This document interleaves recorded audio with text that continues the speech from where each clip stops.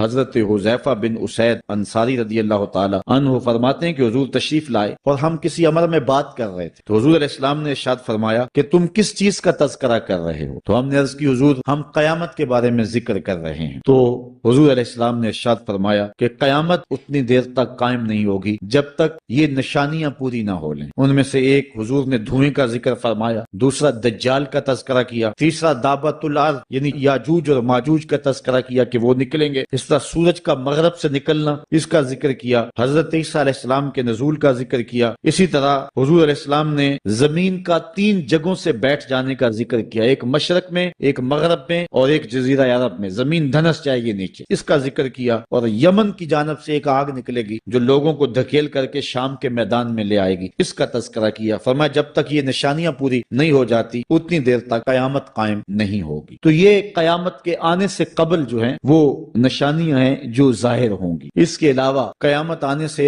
کچھ اس سے بھی پہلے نشانیوں کا ظہور ہوگا جس کا ذکر حضور نبی رحمت صلی اللہ علیہ وسلم نے ارشاد فرمایا۔ حدیث جبریل اس پہ بہت معروف ہے جس کو حضرت عمر بن خطاب رضی اللہ تعالیٰ عنہ روایت کرتے ہیں۔ آقا کریم علیہ السلام کی خدمت میں کہتے ہیں ہم حاضر تھے کہ ایک شخص آیا کہ جس کے سیاہ کالے بال تھے اور سفید رنگ کا اس نے لباس پہنا ہوا تھا، اہل مدینہ سے وہ تھا نہیں، اور اس کے چہرے پر، لباس پر، بشرے پر آثار سفر بھی ظاہر نہیں۔ اگر مقامی ہوتا تو ہم جانتے ہوتے، اور اگر باہر سے آیا ہوتا تو اس کے چہرے پر، لباس پر جو ہے وہ سفر کے آثار ہوتے۔ اس زمانے میں اس طرح کے سفر تو نہیں تھے آسانی اور سہولت والے، تو جو بھی سفر کر کے دور سے آتا تو اس کا چہرہ بتاتا یہ مسافر ہے، تو کہا مسافر لگتا نہیں تھا، اور